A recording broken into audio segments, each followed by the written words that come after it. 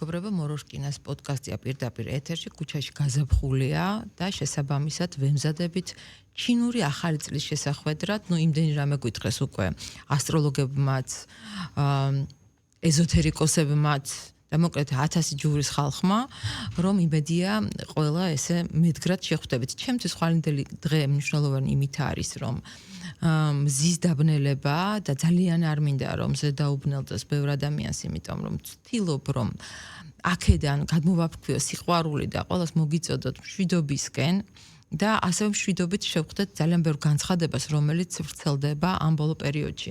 მე კარგი თამადასავით, როდესაც ვიწყებ გადაცემას, ნამდვილად არ ვიცი ხოლმე რაზე იქნება, იმიტომ რომ თამადახვით როგორ არის კარგ სადგრძელს რო ამბობს, წინასწარ არაფერი არ აქვს მომზადებული, ასე ვარ მოკლედ მეც. რატომ? იმიტომ რომ წუთში ერთხელ იცვლება ყველაფერი და იმ მომენტში, როდესაც მომივიდა ძვირფასი სტუმარი და ვაპირებდი დებატების კულტურაზე საუბარს მასთან ერთად, იმიტომ რომ სამწუხაროდ აღმოჩნდა, რომ ძალიან სწავლულმა პროფესორამაც არ იცის რა არის დებატები და მით უმეტეს არ იცის რა არის კულტურა, რაც ძალიან დასანანია.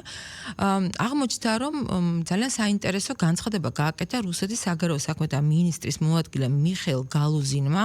კერძოდ მან განაცხადა, რომ რუსეთი მზად არის გააღრმაოს რუსეთ-საქართველოს ურთიერთობა. ცხადია, პასუხად მიიღო პრემიერი კობახიძისგან ძალიან მნიშვნელოვანი თეზა და ეს ნამდვილად ასეა, რომ რუსეთის ფედერაცია და 4 სხვა ქვეყანა არ აღიარებს საქართველოს ხელისუფლების იურისდიქციას საქართველოს ტერიტორიის 20%-ზე. ახლა ეს ყველაფერი მინდა დავუკავშირო იმ თემას, რასაც დებატები ქვია, დებატები, როდესაც იმართება ორ სუბიექტს შორის, ეს ყველაფერი არის მესამე სუბიექტისთვის, ასე რომ ეს განცხადებები, რომელიც ჯერ გააჟღერა რუსეთის საგარეო საქმეთა მინისტრის მოადგილემ და ამას უპასუხა პრემიერმა, საინტერესოა რომელ მხარეზე არის გათვლილი და ვინ უნდა გაიგოს მულო შენ გაიგონ ერთძალო შენ გეუბნების პრინციპით. აი ამას ყველაზე კარგად აგვიხსნის არაჩვეულებრივი ანალიტიკოსი დავით ქართველიშვილი, რომელიც დღეს ჩემი სტუმარია და რომელიც არაერთ საინტერესო თემას მისეურ ძალიან ლამას რაკურსში შლის. დავით, მოგესალმებით ძვირფასო. როგორც თქვი, სულ სხვა თემა იყო, მაგრამ მე ვფიქრობ მნიშვნელოვანია, რომ ჩვენ გავშალოთ, საზოგადოებას მივაწოდოთ სწორი ინფორმაცია, რა მოხდა თუნდაც აი ახლა რამოდენიმე საათის წინ, როგორ უყურებ, რა განცხადება იყო, ოღონდ სანამ შენ აი ამაზე დაიწყებდე საუბარს და მე ვიცი, როგორ კარგად იცი შენ თუნდაც მტკივნეული თემის გაშლა, მე მინდა გითხრა, რომ 2-3 დღის წინ ჩატარდა ეთერი რუსეთის ფედერაციის არხზე, ეს იყო სალავიოვის ეთერი და ყველამ კარგად ვიცით, რომ იქ რამოდენიმე ექსპერტი იკრიბება და ერთ-ერთმა ექსპერტმა არც თუ დადებითად მოიხსენია საქართველოს მთავრობა და მისი გადადგმული ნაბიჯები და სალავიოვი, რომელიც ცნობილია, რომ არის პროპაგანდისტი, ასე ვთქვათ, რუსულ მხარეს, კბილებით იცავდა საქართველოს, ამბობდა და ნეტა რატო უნდა ვუყვარდეთ ასე ძალიან, როდესაც 2008 ჯერ კიდევ ესეთი ცხელ-ცხელი ამბავიაო და საერთოდ რატო მიეჩვიათ ჩვენ ყველა, რომ ჩვენ ასე ძალიან უნდა ვუყვარდეთ ყველასო, ჩვენ გვაქვს ამისთვის გასავლელი გარკვეული გზაო. აი ეს ყველა განცხადება ხო არ ხდება შემთხვევით და არავის არ გვეჩვენება, რომ აი ასე დაყრილი და თითქოს სხვადასხვა არხებზე ნათქვამი განცხადებები რაღაცისკენ არის მიმართული. მოდი ავხსნათ რა არის ეს. მოგესალმები ლალი, დიდი მადლობა მოწვევისთვის, მივესალმები ჩვენს მსმენელს. დავიწყოთ იმით, რომ ბოლო პერიოდში ტრადიციული შეკითხვა ქართული სამწუხაროდ ტრადიციული შეკითხვა რა გვეშველება, ნელ-ნელა ნაცვლდება ახალი, ვთქვათ, ცოტა ისტერიული შეკითხვებით, რატომ არ ვისმენთ რუსეთიდან ამოსულ მესიჯებს და განცხადებებს, რატომ არ ვიწყებთ რაღაც მოლაპარაკებებს და ასე შემდეგ და ასე შემდეგ. ჩახუტებებს ენგურის ხიდზე. კი ბატონო, ჩახუტებებს და მოდი გავშალოთ ეს თემა და პირველი და მთავარი გამოვყოთ ის, თუ ვინ არის ადრესატი არა მხოლოდ გალუზინის განცხადებისა, არამედ ძალიან ბევრი საინტერესო უკანასკნელ პერიოდში მომხდარი ფაქტისა. გამოვშიგნოთ ვინ არის ადრესატი და ძალიან ეს პაზლი ხომ გაუგებრობის ძალიან ჩადგება ყველაფერი თავის ადგილას. დავიწყებ ცოტა წინა პერიოდიდან. აფხაზეთის და ცხინვალის რეგიონის შიდა სეპარატისტულ სიტუაციაზე პასუხისმგებელი პირი რუსეთში ტრადიციულად იყო ყოველთვის რუსეთის პრეზიდენტის ადმინისტრაციის ერთ-ერთი მოადგილე. სექტემბრამდე 25 წლის სექტემბრამდე ამ პოზიციას იკავებდა კოზაკი, შემდეგ სექტემბრის ბოლოს ის ჩაანაცვლა სერგეი კირიენკომ, რომელიც სოხუმელია წარმოშობით და ერთ-ერთი ყველაზე რეაქციული წრის წარმომადგენელია იმ ანტიქართულ თავის გამოხტომებში და განცხადებებში და პოზიციებში. კირიენკო ყოველთვის ახალისებდა სოხუმის და ცხინვალის სეპარატისტულ დე-ფაქტო ხელისუფლებებს და ყველანაირად ხელს უშლიდა ნებისმიერ პოზიტიური სიგნალების მოხვედრას ჩვენს ოკუპირებულ ტერიტორიებზე.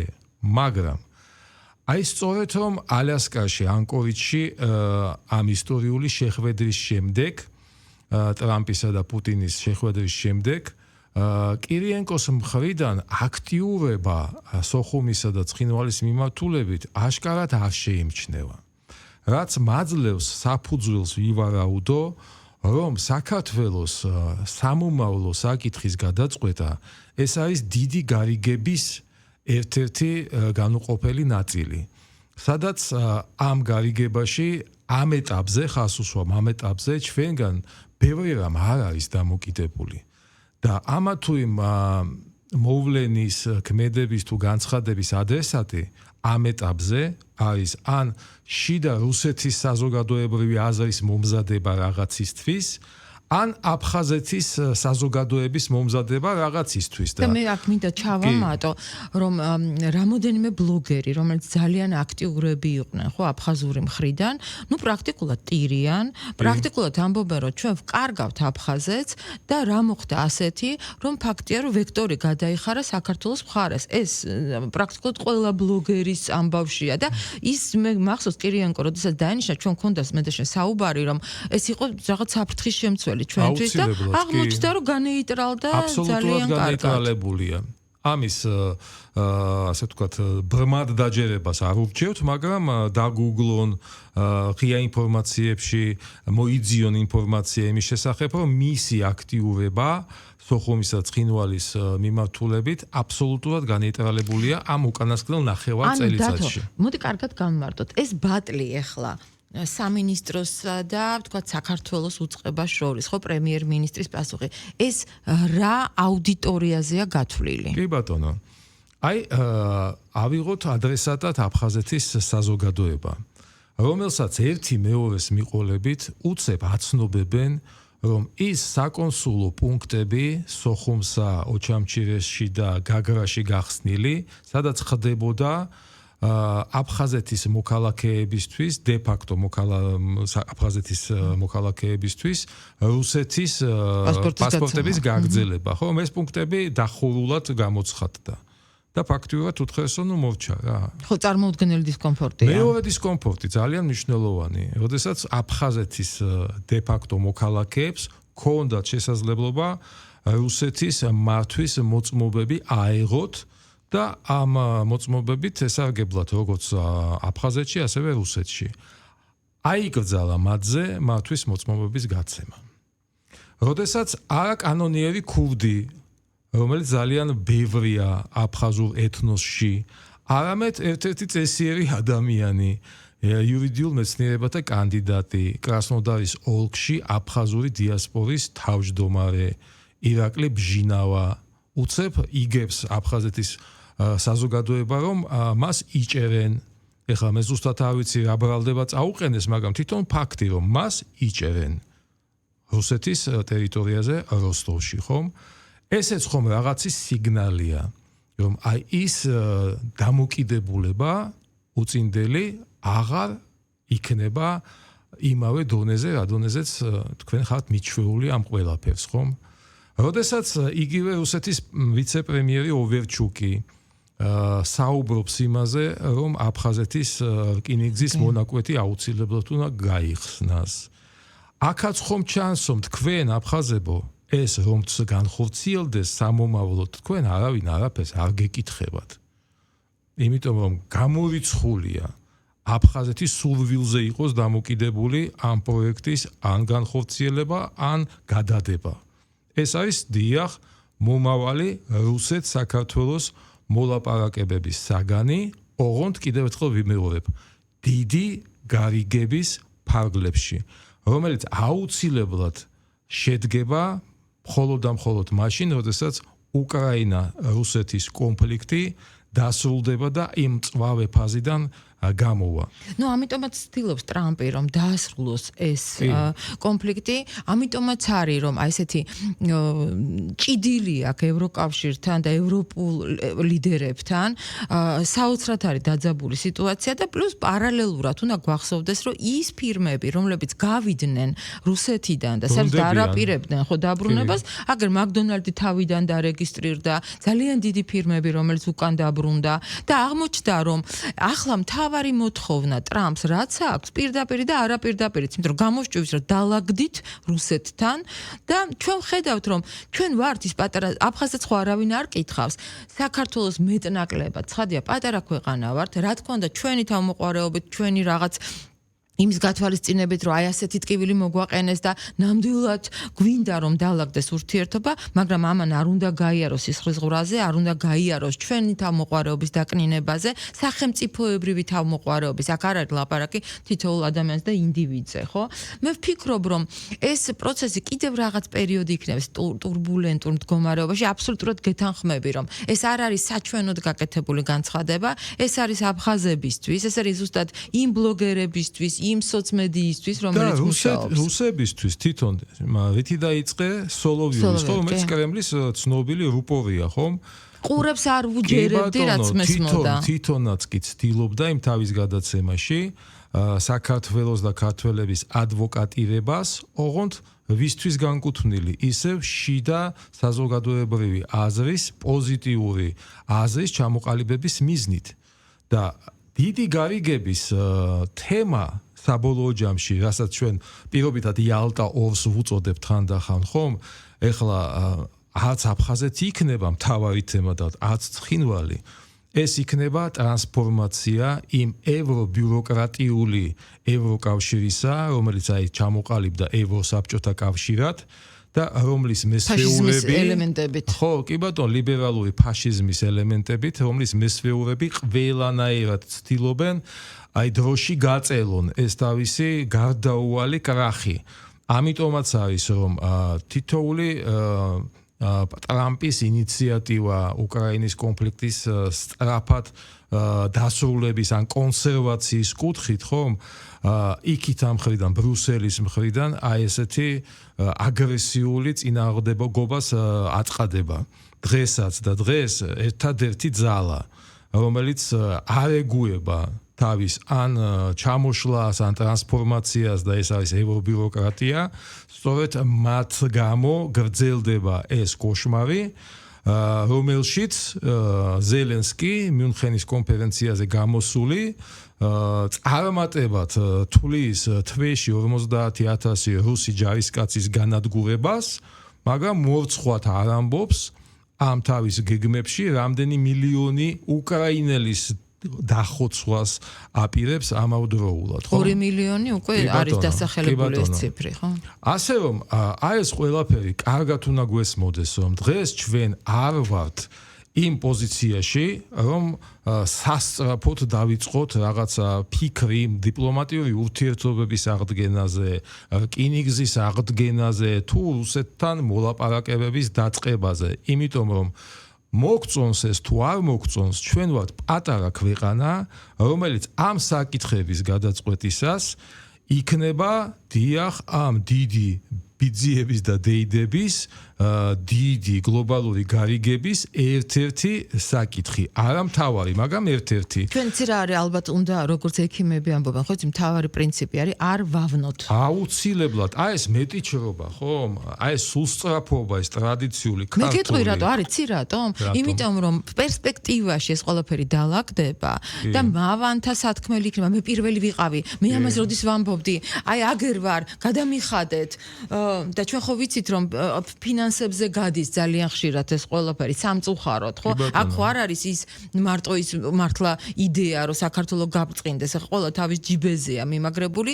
მე გულისხმობ იმ ადამიანებს, რომლებიც ძალიან ხშირად გაუაზრებელი რაღაც პათოსით გამოირჩევიან, ძალიან ხშირად ავნებენ, იმიტომ რომ ჩვენ უნდა გვახსოვდეს რომ ნებისმიერი ჩვენი ეთერში ნათქვამი სიტყვა ითარგმნება, იგზავნება და ნებისმიერ სიტყვას შეიძლება ძალიან მწვავე პასუხი მოყვეს და როგორც ახლა არიან განწყობილების სასიკეთოდ და სალავიოვი იმ ეთერში საქართველოზე ნათქვამ აუგს პირიქით ცდილობდა რომ ესეთი ჩვენ და სასიკეთოდ გადაეკეთებინა ერთ წუთში თუ მიიღებს სხვა დავალებას ერთ წუთში შეცვლის ამ თავის აზრს ხო ეს ჩვეულებრივი ამბავია პირველად არ ვართ ამის მომსწრენი ხო ხან ვუყვარვართ ხან არ ვუყვარვართ ხან გვეფერებიან ხან გვაგდებენ და ცხოველები რითიც გადაყავთ იმ ვერტფრენში ტენიან საქართველოს მოსახლეობას ჩვენ ეს გვახსოვს ხა დღეს დაივიწყო ყველაფერი მადლიერები ვართ იმისი რაც დღეს ხდება რომ მართლა ყველა სადარბაზოში ქართული რესტორანია გახსნილი მადლობელი ვართ რომ მართლა ქართველებს გადაადგილების პრობლემა არ აქვთ მათ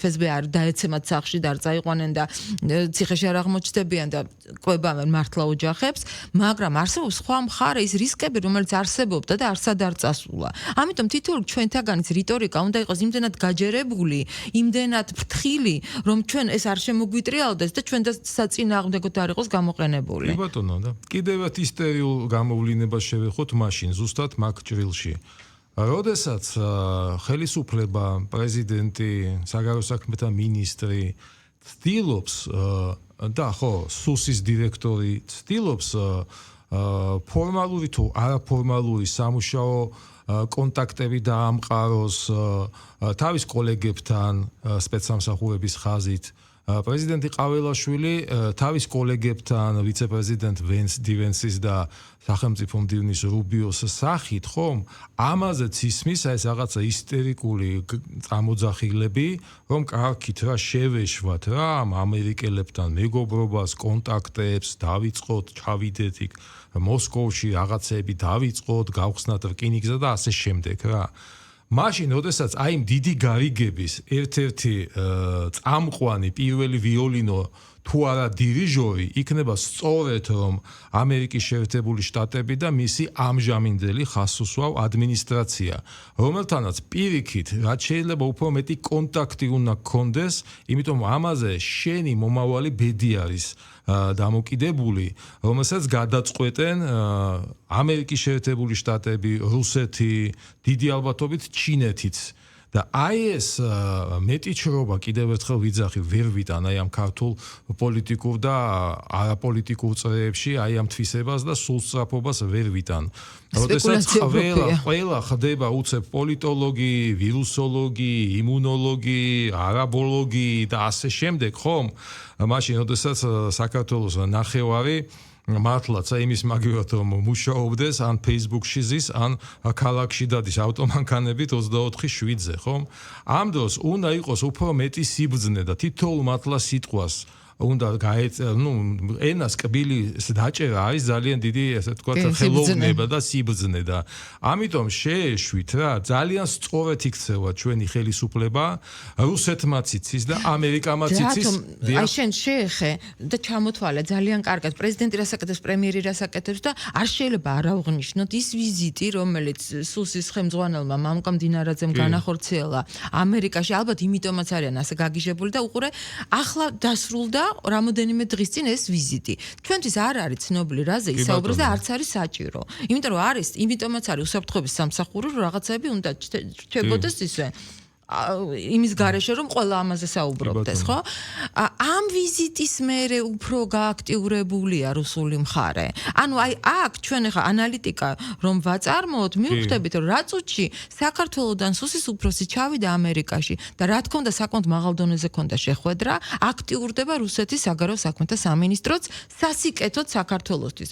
არ ახალია ის ფაქტი და ჩვენ ამაზე ვისაუბრეთ, რომ ტრამპი უპირისპირდება ევროპას, ევროპა ერთი სული აქვს, რომ ტრამპი რაღაცა მახე დაუგოს და ამახეში აღმოჩნდეს და რას აღარ უგონებენ და ეპშტეინის კუნძულიც მოხლართეს ისე რომ რაღაცნაირად იქნებ ტრამპი გაებას ამ დროს სულ არ გამოვიდოდა ეს ფაილები ტრამპის სურვილი რო არ ყოფილიყო ამასაც უნდა ხვდებოდეთ ხო ის შეხვედრა რომელიც იყო ალასკაზე და ბევრი შეკითხვა იყო და ბევრი კითხვის ნიშანი ნელ-ნელ ახლა ხდება ხო გამომზეურება იმის რაზე იყო და კარგია რომ საქართველო მიუხედავად იმისა ჩვენი დიდი სურვილის რომ ნეტა არავინ არ დაგვინახოს და ხმა არ მოიყოს და ჩვენთვის ვიყოთ გაყურსულები ვერ ვიქნებით იმიტომ რომ გეოპოლიტიკურად ძალიან მნიშვნელოვან ადგილას ვართ და აგერთ თავად ევროპელებმაც თქვეს რომ უმე თქვენ ფლატ ასე ძალიან გვჭირდებითო ამას წინებზე გაახსენდათ თურმე საქართველოს მდებარეობა და ნუ პირდაპირ ძალიან საჭირო ხართო ხო? კი ბატონო. ამ ეტაპზე არავინ არ იცის როგორ დამთავრდება რუსეთისთვის,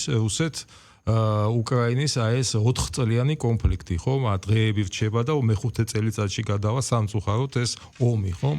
არავინ არ იცის. თუმცა მეც რა არის კლიჩკოს ინტერვიუ იყო და შეიძლება ვთქვათ, რომ ბევრი შეცდომა მოვიდა დიდი პოლიტიკოსი არ არის, მაგრამ მისია ეს განცხადება, რომ დაეცემა კიევი დღე-დღეზე და ვერ გაუძლებს ამ ყველაფერს, ეს ძალიან მნიშვნელოვანია. ხო და რას გულისხმობ? რუსეთსაც კი წარმოიდგინე, პატარა საქართველოს საკითხთან მიმართებით ჭირდება შიგნით საზოგადოების მომზადება იმისკენ, რაც წამოწდა დმიტრი მედვედევს, რომელიც გადაიქცა რუსეთის პოლიტიკის ვანგად ჟირინოვსკის გარდაცვალების შემდეგ და ფაქტიურად რაღაცეები წამოწდება ხოლმე და ძალიან მნიშვნელოვანი წამოწდენა ჰქონდა თებერვლის დასაწყისში მედვედევს, ხო?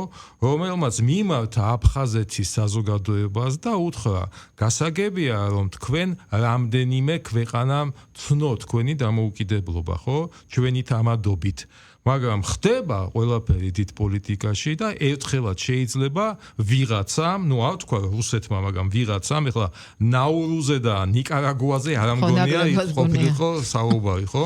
შეიძლება ვიღაცამ გამოიწვიოს უკან თავისივე მიღებული, თქვათ ეს გადაწყვეტილება, თუმცა რაღაცა სახელმწიფოებრიობის სუბიექტობის რაღაცა ნიშნები, ხომ? აუცილებლად დაგრჩებათ. არ არის ეს ისე, რა ქვია, ტრაგიკული მომენტი და უცებ გამახსენდა კარიბის ზღვაში არსებული პატარა როგორი სტატუსი აქვს, იცი? თვითმმართველობითი სახელმწიფო კიურასაო, რომელიც შედის ამავდროულად ნიდერლანდების სამეფოს შემადგენლობაში. რომელიც იურიდიულად არის ნიდერლანდების ნაწილი, თუმცა მაგალითად სხვადასხვა სპორტულ ფედერაციებში უფლება აქვს დამოუკიდებლად გამოვიდეს, ხომ? აქვს საკუთარი იქ ეპშტეინის კუნძული არ არის, კაი კუნძულია, კიურასაოს კუნძულზე თავისი პარლამენტი, ხო? ანუ პრეზიდენტული არის ეს ყველაფერი. ყველაფერი, აი პრეცედენტული არის ეს ყველაფერი და ანუ იმის თქმა რომ აბა ეხლა როგორ, აბა ხო ვერ შევქმნით, ხო? არაფრის შექმნა არ უნდა არის კიურასაოს პრეცედენტი არის აგერ ჰონგ-კონგის მაგალითი რომელიც 50 წლით არის თითქოს ნახევრად დამოუკიდებელი ხომ მაგრამ 2057 წელს იმ 50 წლიან ვადას გაზდის რა ქვია ხელშეკრულებას ვადა და ის ოფიციალურად შევა ერთ-ერთი პროვინციის სახით ჩინეთის შემადგენლობაში. ჩვენ თვალწინ ძალიან ბევრი პრეცედენტები იქმნება, ხო? და მანამდე უნდა ვთქვათ, რა კეთდება, მაგალითად ის რომ რუსეთის საელჩო ღიად აცხადებს უფასო მიღებას ქართველი სტუდენტების ხო ძალიან პრესტიჟულ რუსეთის უმაღლეს სასწავლებლებში ის რომ კულტურული რაღაცა ღონისძიებები კონცერტები ძალიან დიდი რაოდენობით ტარდება რუსეთში ის რომ ვთქვათ ნუ სპორტულ ცხოვრებაზე აღარ ვლაპარაკობ ის რომ რუსეთის ოლიმპიური კომიტეტი ძალიან ეხმარება ქართულ სპორტსმენებს განსაკუთრებით მოჭიდავებს ეს არ ახალი ფაქტია ხო ამიტომ ჩვენ ამ ყველაფრის რეალია დაგავიწყდეს. ხო, ჩვენ ამის გათვალისწინებით უნდა მივხვდეთ, რომ რაღაცა პოზიტიური არის. გარდა იმისა, რომ რესტორნებზე აღარ ვლაპარაკობ, ღვინო, ყველგან ქართული ღვინოა, ქართული მანდარინი, ქართული ხილი. ანუ ის რაც შედის და რაზეც არ გვეუბნებიან, რომ წაიღეთ ეხლა და გადაასხით ეს თქვენი ღვინო და ძალიან ბევრმა ადამიანმა მართლა ამოისუნთქა, ათასობით ბიზნესმენმა ამოისუნთქა და ჩვენ ეს კარგად ვიცით. ჩვენ ვიცით, რომ ათასობით ადამიანი მიდის საავადმყოფოებში და არაჩვეულებრივი რეპორტაჟი იყო 2 დღის წინ ქართველ ქირურგზე. ამირან რევიშვილზე, რომელიც არის რუსეთის კარდიოლოგის მამა, ლეო ბოკერიას მოწაფე. მე დავაკვირდი, ყველა ახალ გამოშვებაში იყო მასზე სიუჟეტი და მასზე საუბარი, ხო რომ ბოკერიას სკოლა და ისევ ქართველები აგრძელებენ ამ სკოლას. ანუ ჩვენ მივიღოთ ეს როგორც მოცემულობა, მეც მაგალითად ის რომ ვიყავი ჩასული და ვთქვათ მოსკოვის ლიტერატორთა კავშირის წევრი გავხდი, ბოლოს რა ვიცი, ისეთი კორიფეები იყვნენ ამ კავშირის წევრები, რომ მხოლოდ რა ვიცი შემიძლია სიამაყით აღნიშნო ეს ყველაფერი, ხო? ჩვენ ყველამ შეგვიძლია პატარა ნაბიჯებით ჩვენი საქმე ვაკეთოთ, რომელიც არავნებს პირველ რიგში საქართველოს. ხო, არავნებს. აი სპეკულაციებს რომ არ კონდეს ასე ვთქვათ ადგილი ხაზგასმით ვთქვათ რომ ჩვენი ხელისუფლება ამ ეტაპზე ყველაზე სწორ პოზიციას იკავებს, იმიტომ რომ ის წითელი ხაზები, რომელიც გადის ჩვენი ტერიტორიული მთლიანობის აღდგენაზე და იმ უკანონო გადაწყვეტილებების უკან გაწევაზე და საოკუპაციო ჯარების გაყვანაზე ჩვენი ტერიტორიიდან, ეს საკითხები გადახედვას არ ექვემდებარება. უბრალოდ კიდევ ერთხელ ვამბობ, ამ საკითხების გადაწყვეტა იქნება, მე ამაში დარწმუნებული ვარ, აი იმ დიდი გარიგების ფარგლებში, რომელიც გარდაუვალია არა მხოლოდ სოხუმისა და ცხინვალის ირგვლივ, არამედ უფრო გლობალური თემების ირგვლივ, სადაც უკრაინაც კი არ არის მთავარი თემა. რა თქმა უნდა. ეს არის დიახ ტრანსფორმაცია იმ ევროკავშირის, რომელიც განიცდის აი სერიოზულ ღვევას და ძალიან სერიოზულ კრიზისს იმ დონემდე, რომ ოდესღაც 27 წევრი ქვეყნის გამაერთიანებელი ოჯახი დღეს კომუნალურ ბინათ არის გადაქცეული და ხუდი პირობებით. ხო და რაღაცა ცალ-ცალკე ხვდებიან ერთმანეთს. გუშინ წინ მაგალითად ბელგიაში ერთ-ერთ სასტუმროში 14 ქვეყნის ლიდერი შეხვდა ერთმანეთს, რის შესახებ ესპანეთის პრემიერ-მინისტრა მედიიდან გაიგო და აღშფოთება გამოთქვა, რომ მე რატო არ დამივეკეთ SMS-ი მაინც გამოგეგზავნოთ, იქნებ ახლოს ვიტყავიყავ ჩავიდოდ. და კიდე ერთი მინდა ვთქვა, მიუხედავად იმისა, რომ ხანდახან აქ ამბობენ, რომ აი აზერბაიჯანში ჩავიდნენ, სომხეთში ჩავიდნენ, ჩვენ ძალიან კარგად სტაბილურად გვიჭირავს ჩვენი ადგილი. ახლა ამ ეტაპზე ამაზე მეტი საჭირო არ არის. კი ბატონო. თავარი ის არის, რომ სუსის უფროსი მამუკა მდინარეძე იყო ჩასული და საკვანძო საკითხებზე მოხდა მოლაპარაკება ამერიკის შეერთებულ შტატებთან და დღეს ამერიკის გარეშე, ხა მე მგონი არავის არ აქვს ილუზია, რომ რაიმე დაალაგდება მსოფლიოში. შესაბამისად დაველოდოთ ამ ყველაფერს. დავით, ძალიან დიდი მადლობა და მე არ შემიძლია ეს გადაცემა ისე დავასრულო, რომ არ მიულოცო ბატონ ბიძინა ივანიშვილის დაბადების დღე, რომელიც 2 დღეშია, ხვალ ღამე 70 წლის გახდება ეს ადამიანი და იცით რა არის? ჩათვალონ, რომ დიახ, მე ვარ ის ადამიანი, რომელიც ამაზე საუბრობს. შენ ხარ ის ადამიანი, ვინც ამაზე საუბრობს, იმიტომ რომ დღეს აქ არ ვისხდებოდით, საქართველოს ასეთი არ იქნებოდა და იმაზე კი არ ვისაუბრებდით, რომ პერსპექტივაში რა აქვს საქართველოს და როგორი გაბრწყინება აქვს და როგორ დავლაგდებით პირველ რიგში ამერიკასთან და მე მთელ დანარჩენ მსოფლიოსთან, საერთოდ ჩვენი ალიკვალიც არ იქნებოდა. ამიტომ გულითადად ვულოცავ. ყოველ საუკუნეში ერთხელ მაინც უფალი გვიგზავნი საქართველოში იმ ადამიანს, რომელზეც დამოკიდებულია ამ ქვეყნის შემდგომი განვითარების ბედი და მიულოცეთ ბატონ ბიძინა. მე კიდე აი ამ პოზიტიურ ნოტაზე გემშვიდობებით მომავალ ორშაბათამდე.